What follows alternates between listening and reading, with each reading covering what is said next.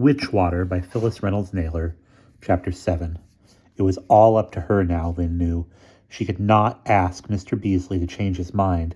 He was already upset with her, that was clear. Always before, it would have just been assumed that Mouse would stay with the Morleys, but not this time. She could hardly call Mrs. Beasley long distance and ask her to come back. She could not tell her own parents and risk a quarrel between them again, especially when they would not believe her anyway. For a moment she thought of Judith. At least it would be 3 girls, not 2, against Mrs. Tuggle. But she decided against that also. Now that Judith had broken off with the old woman and remembered little of what had gone on, it was better not to involve her again. Lynn drew her knees up and hugged them to her to stop the shaking. She was more frightened than if she herself were going to Mrs. Tuggle's for the night. At least then she would know what was going on because she would be there. But how could she protect Marjorie? Being responsible for her friend made the terror all the greater. Mouse would not be able to hold out against the power of the evil woman. She was weakening already. Even now she looked like a pile of old clothes crumpled in a heap on the ground. "All right, Mouse, I've got it," Lynn said suddenly, grabbing Mouse firmly by the arm to show that she was strong. "Go back home and pretend that things are fine. Smile, Mouse. Be cheerful even if it kills you. No, I don't mean that. But act perfectly natural. No, I didn't mean that. But act perfectly natural. Pack your things so you're going to Mrs. Tuggle's. What time's your father leaving?" 2:00. His flight is at 3. "And when are you supposed to go to Mrs. Tuggle's?" 6, and time for dinner. "Great. The minute your father leaves, bring your stuff over to our house. You'll stay the night with us instead." "I asked him if I could go to your house, Lynn, and he said I'd imposed on your family enough, and that Mrs. Tuggle was lonely and would be glad to have me." "She'd be delighted to eat you, Mouse, and you haven't imposed on us at all. You're going to come. What will I tell Mrs. Tuggle?" "Nothing. I'll call her later and say there's been a change of plans." "But what if Daddy finds out?" "He won't till it's all over, if then. You'll just have to tell them you're terrified of her, that's all. It's better than having him come back from New York to find out you've disappeared altogether." Marjorie swallowed audibly. "But don't tell him before he leaves, Mouse. If Mrs. Tuggle calls, tell her you'll be there at 6. You've got to put on a good act. You've got to pretend you're not scared." "Lynn, it'll never work." "Why won't it work?" "Because she'll come after me. I know it." "She won't know a thing till you're safe in our house," Lynn promised. "Now go on home, Mouse, and act as if everything's okay." Marjorie went back through the cemetery the way she had come, and Lynn heard the squeak of her bike as she got on it at the west entrance and rode back out to the street. The crows left with her, cawing and bickering among themselves, but the cat remained in the tree, watching without moving. Lynn got up and started home at a run, then remembered and slowed down. It was important that she remain calm, too, that she give no hint that anything was wrong.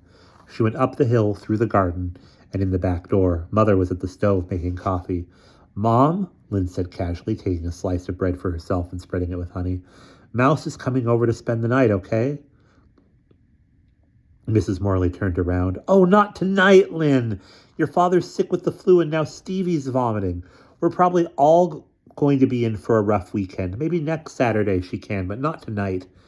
Lynn's heart sank to her feet.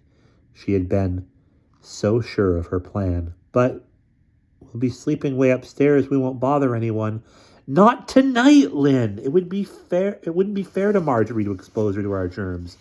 And with everyone wanting the bathroom at once, it's no fun having a guest in the house. No, she absolutely can't stay here tonight." Mother poured a cup of coffee, put it on a tray with a glass of orange juice, and took it upstairs for Father. Lynn sank down in a chair. What on earth could she do now? What would she tell Mouse? How could things possibly turn out so horribly? Tears came to her eyes, tears for her friend. But they receded as soon as she heard her mother's footsteps on the stairs again.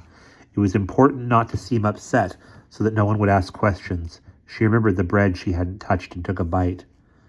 "Well, can I go to Marjorie's then for the night? I feel great, and I don't particularly want to be here either if everyone's throwing up." "It's all right with me if Mr. Beasley says you may," Mother answered. "Okay, I'll go over around 2 and be home tomorrow sometime." Lynn felt a flood of relief as she took her bread into the music room and ate it on the window seat. It was several minutes before her heart stopped pounding. At 1:30, she stuffed her pajamas, toothbrush, and underwear in a sack, and went to the other side of the bedroom to talk with Judith a few minutes. Then she drew a silly picture for Stevie to cheer him up, looked in on her father, and said goodbye to Mother, and went out the front door. She realized as she started down the hill that she had said goodbye to her family as though she might never see them again. She shook her head quickly to clear it of the thought. She had purposely tried not to think of her and Mouse alone all night, and she certainly wasn't going to start thinking scary thoughts now. A taxi was already sitting out in front of the Beasley house. Lynn sat down on a stone wall hidden by a large bush and waited. A minute passed, then two. What if Mrs. Tuggle had called Mouse and lost her nerve and told her father everything?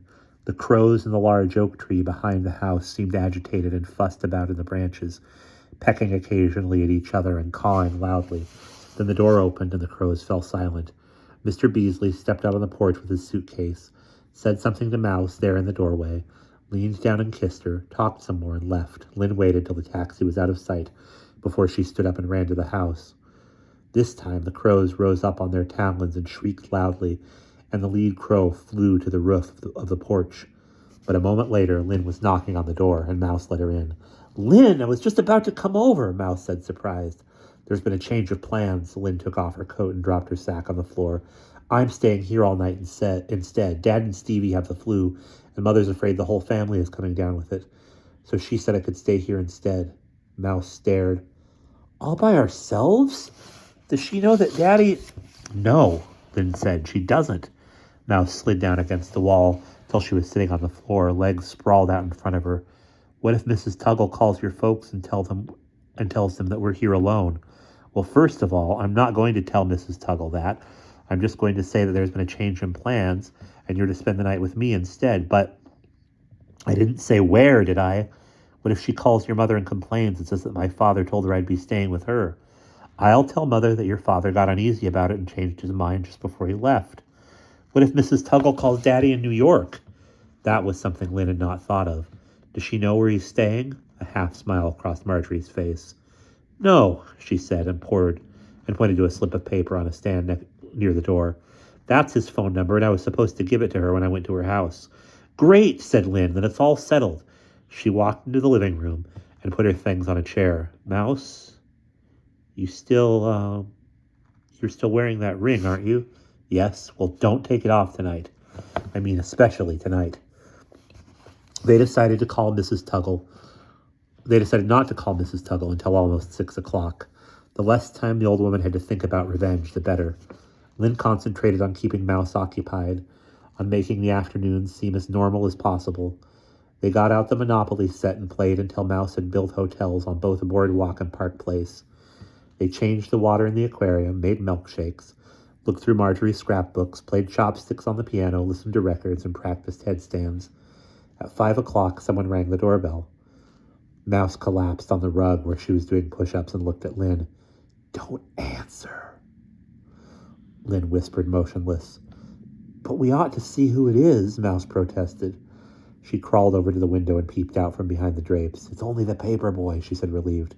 "Dad left some money to pay him." She ran upstairs, returned with the $3, and opened the door. It was then that the girls noticed a huge black crow perched on top of the lattice,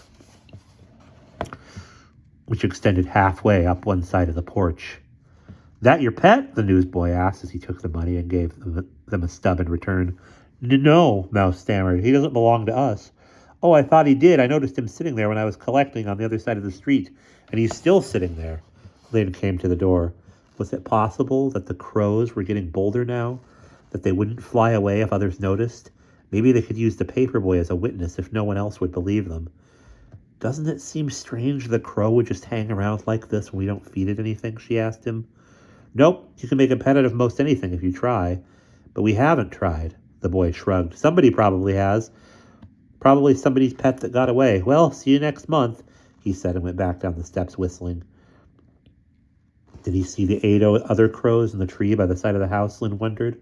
Wouldn't he think it was sort of unusual? But the paperboy didn't even look at the tree, and soon he had disappeared around the corner. The crow sat motionless, its eyes on Mouse. Marjorie quickly closed the door, leaning heavily against it. "Never more," she said. "What?" Lynn stared. Marjorie seemed to be in a trance. She didn't move, but stood with her eyes wide. Once upon a midnight dreary, well I pondered, weak and weary, over many a quaint and curious volume of forgotten lore. While I nodded, nearly napping, suddenly there came a tapping, as of someone gently rapping at my chamber door. Lynn pulled her away from the door. Mouse, what's got into you? Don't you know it, Lynn? It's that poem, Edgar Allan Poe. That poem by Edgar Allan Poe about a raven that got into a man's house and wouldn't leave, and all it would say was nevermore. Now that she mentioned it, Lynn did remember, but wished she hadn't. Daddy used to read it to me sometimes, Mouse said, getting the book down from the shelf. She turned to the poem and laid it in Lynn's lap. What if that's the raven, Lynn? I mean, what if it stays forever? If it does, I'll go crazy, you know. Good grief, Mouse. That bird's out there, not in here. And if it's still there, when your dad comes back, let him worry about it.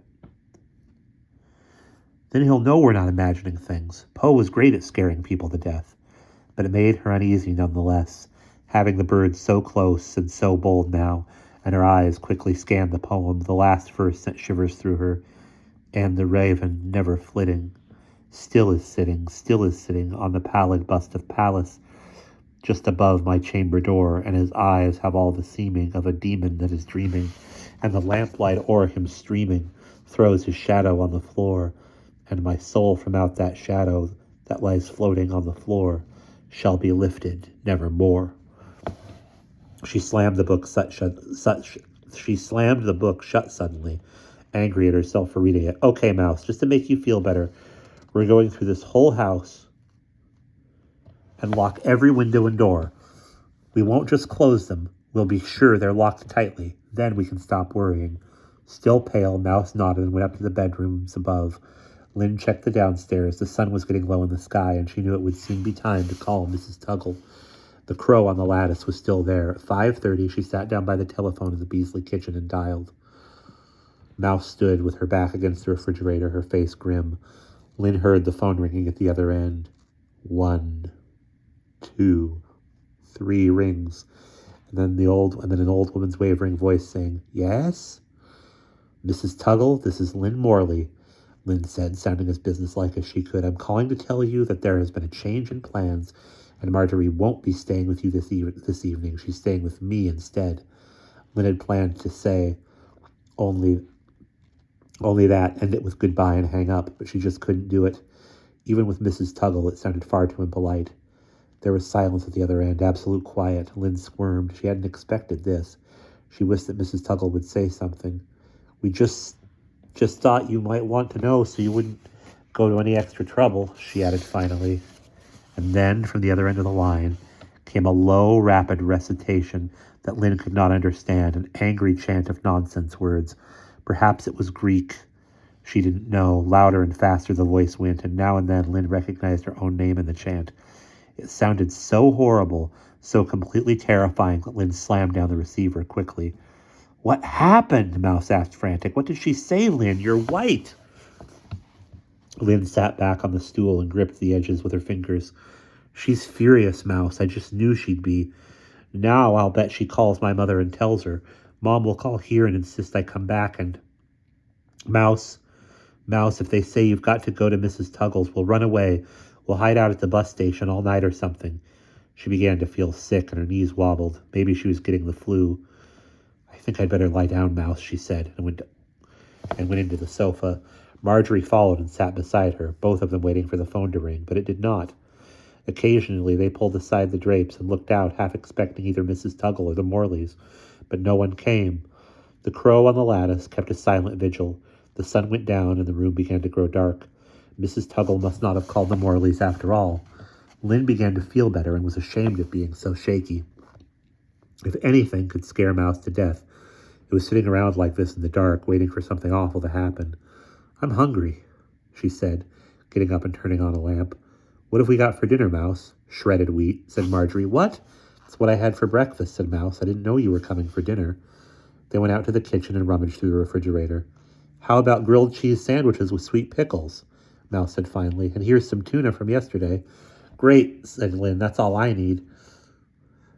They turned on the radio and set to work buttering the bread and toasting it on a skillet.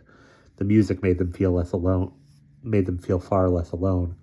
After they had eaten, they stuck marshmallows on long-handled forks and browned them on the flame of the gas stove. By the time the meal was over, they were feeling considerably better. If Mrs. Tuggle was going to report to Lynn's parents, she would certainly have done it by now. She undoubtedly assumed that Mouse was at the Morleys. Still, the Crows. They took a bowl of crackers into the living room and turned on the TV. For an hour, they sat watching a CBS special on India until they finally decided they weren't interested and turned it off. Mouse yawned and looked at the clock. 9:30. "I'm tired," she said. "I want to go to bed." "Already? It's not even 10.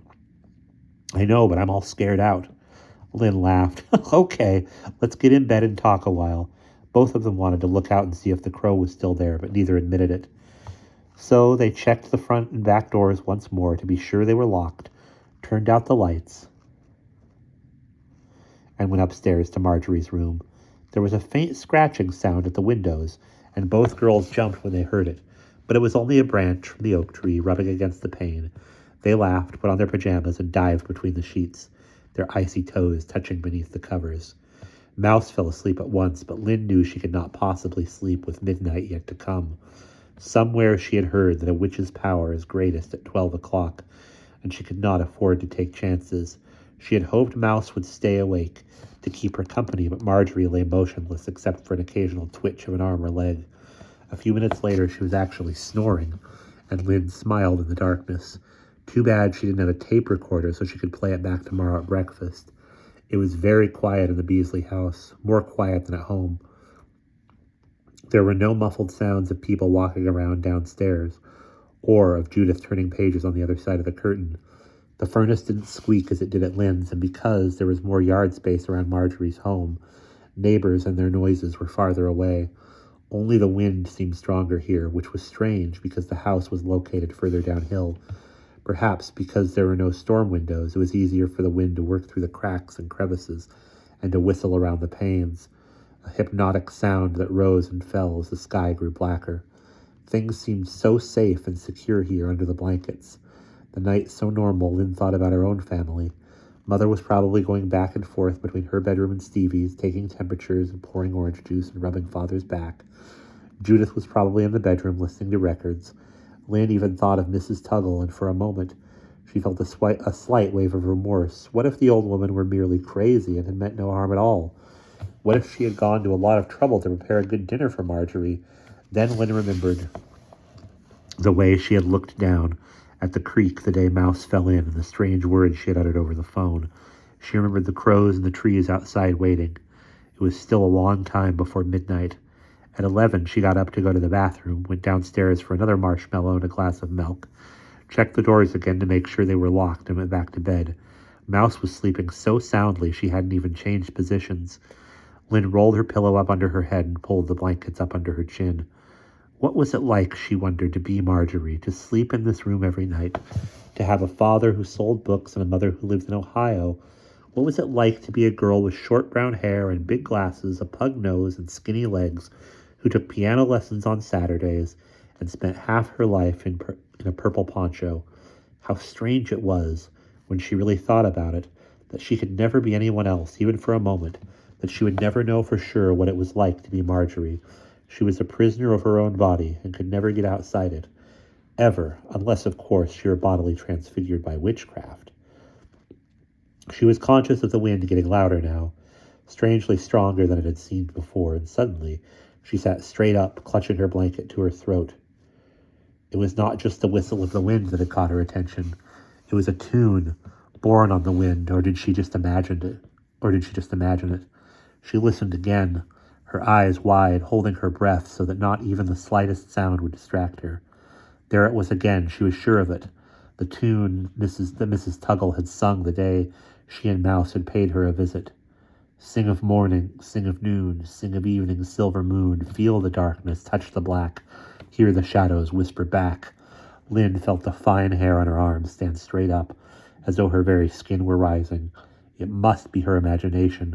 Nobody could make the wind do its bidding, not even Mrs. Tuggle. But the melody continued, even stronger than before, even though Lynn clamped her hands over her ears, and this time the words themselves came through as if Mrs. Tuggle were there in the room, singing them herself. Feel the darkness, touch the black, hear the shadows whisper back.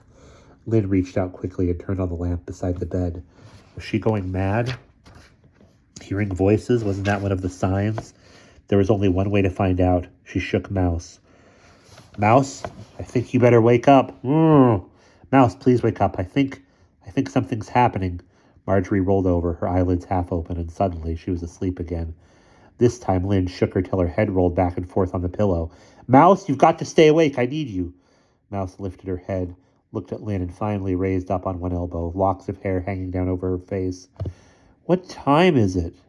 11:45? Mouse sat up. Who's singing? Then you do hear it, Lynn gasped. I was afraid I was going nuts. What does it sound like?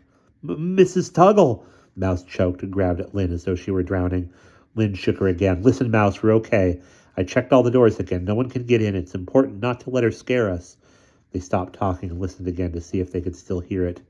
Yes, there it was, as distinct now as if the old woman were standing beside the bed whispering to them. Their own shadows on the wall opposite were huge and terrible in the light of the lamp. What should we do? Mouse whispered. Sing with it, Lynn said determinedly. Then she'll know we're not afraid. Sing of morning, sing of noon, sing of evening, silver moon. Come on, Mouse, join in as loud as you can.